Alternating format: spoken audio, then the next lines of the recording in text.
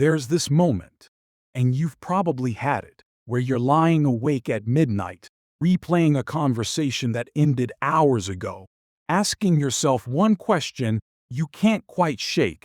Do they actually like me? Or am I reading way too much into this? Maybe they laughed a little too long at something you said. Maybe they texted you first, out of nowhere, then went completely quiet for 2 days. Maybe they look at you in this specific way, and you almost convince yourself it means something. And then they act completely normal, like nothing happened at all. That loop, that maybe yes, maybe no, playing on repeat in the back of your mind, it's exhausting, not because you're overthinking, but because their behavior is genuinely hard to read. Here's what I want to explore today. Not what they're thinking. Nobody can hand you that with certainty. But what certain patterns of behavior look like when someone is carrying feelings they haven't said out loud yet. And I'll tell you this now. One of these signs, the fourth one, is the one most people miss completely. Not because it's subtle, because by the time it's happening, you've already talked yourself out of trusting what you're seeing. Once you recognize it, the earlier signs start to look very different. Most people assume that if someone liked them, they just know. They picture it being obvious, loud, unmistakable.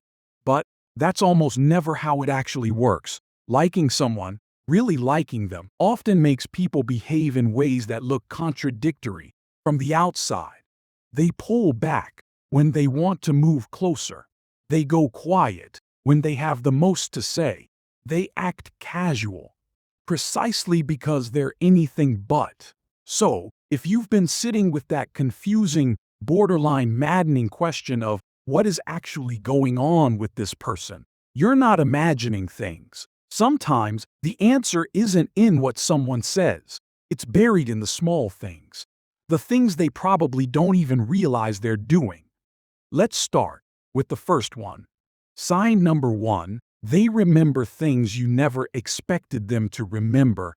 You mentioned something offhand, a random preference, a small detail about your week, a name you brought up once, in passing. You didn't think twice about it, but weeks later, they bring it up, naturally, like they'd quietly filed it away. This is easy to dismiss, because we generally assume other people aren't paying that close attention. But attention is one of the most honest signals we have. Our brains don't retain what we're indifferent to. We hold on to what carries emotional weight for us.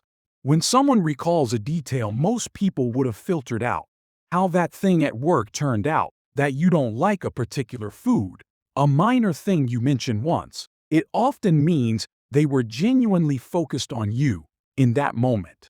Not just listening politely, actually listening. Individually, it's easy to explain away, but these moments have a way of adding up. And the picture they form over time is usually pretty hard to dismiss.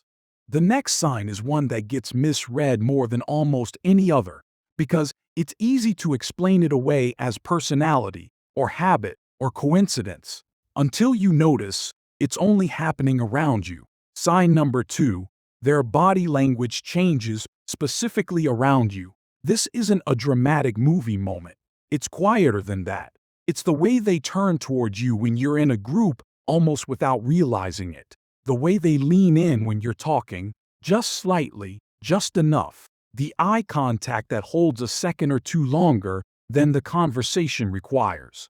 When someone is drawn to another person, the body often moves before the mind catches up. They close the physical distance almost instinctively, facing you more directly, mirroring small gestures, finding small excuses for proximity. You might notice they seem more self-aware around you specifically. They adjust how they're sitting. They check their appearance in passing. These aren't calculated moves, they're leakage. The body revealing what the mouth isn't ready to say. What makes this one worth noting is its specificity. If it's happening consistently around you, and not in the same way around everyone else, that distinction matters. And the reason it matters connects directly to what comes next. Sign number 3. They create reasons to stay in contact that don't need a reason. The message that technically doesn't require a response. The meme, sent just to send something. The "hey, I saw this and thought of you," that arrives out of nowhere on a random Tuesday.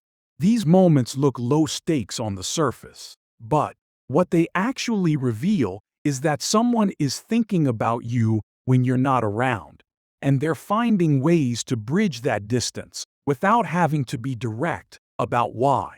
Here's the psychological layer underneath this.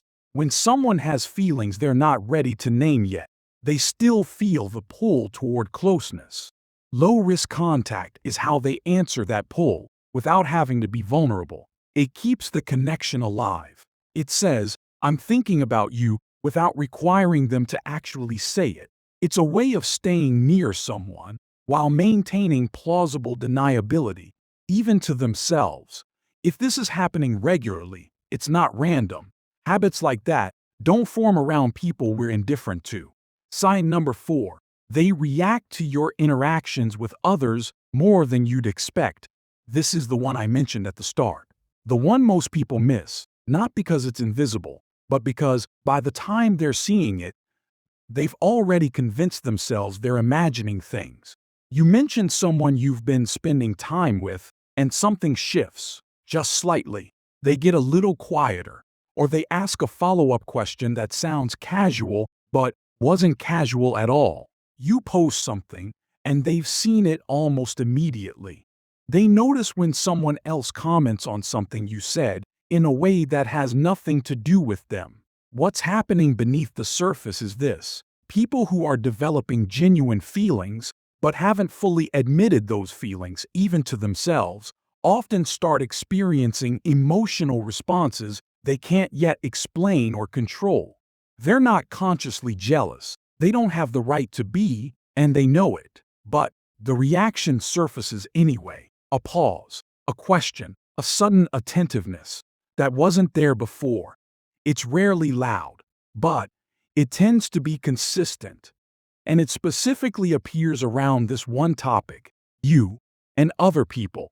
That consistency is exactly what makes it real. Before we keep going, it's worth stepping back and looking at the first 4 signs together: the remembering, the body language, the low-stakes contact, the reactions.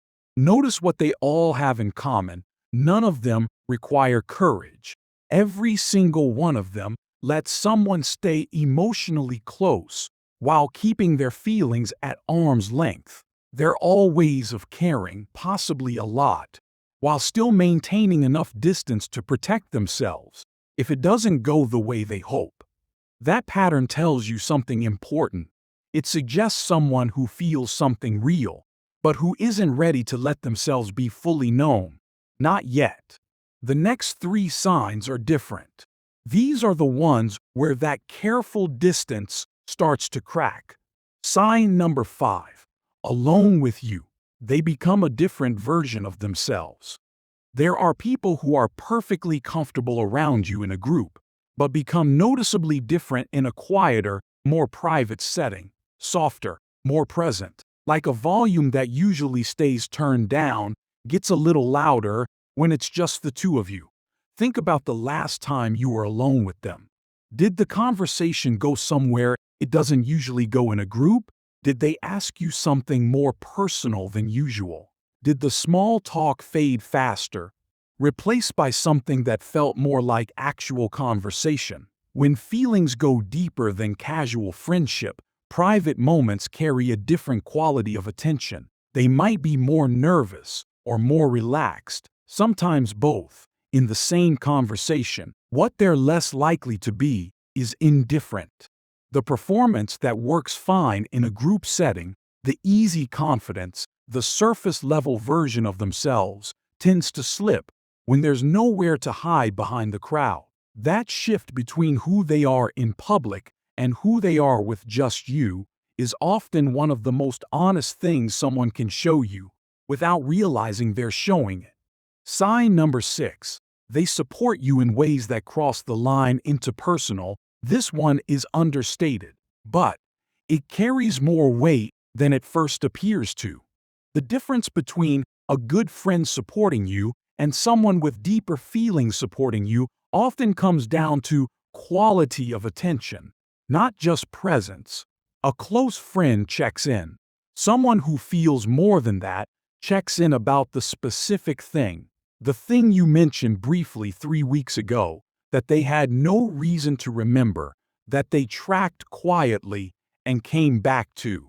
They take your side in a moment when they didn't have to, and they do it with more conviction than the situation seemed to require. They offer something, time, help, a piece of advice that they clearly thought about before offering. It doesn't feel reflexive. It feels considered.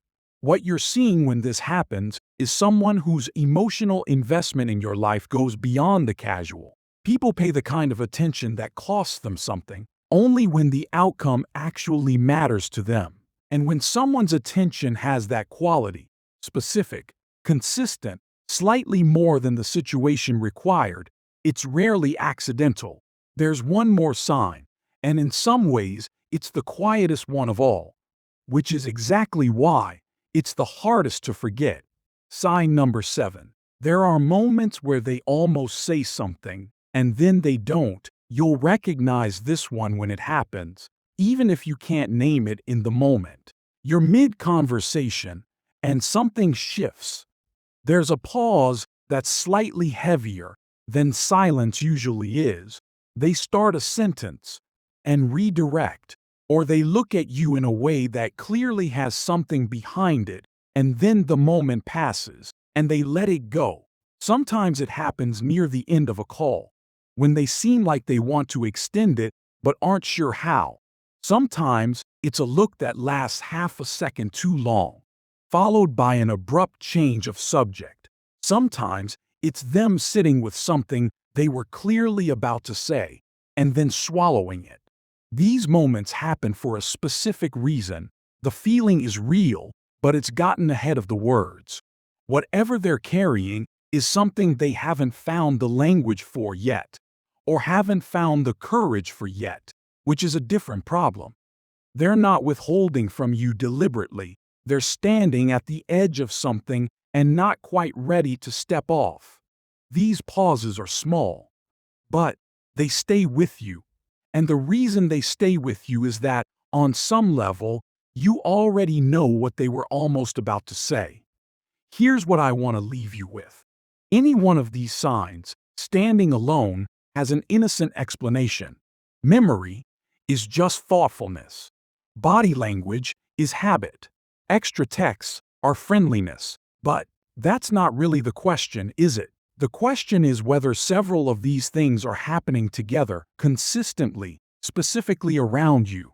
Because when they are, they stop being coincidences and start forming something that has a shape to it, a pattern that points somewhere.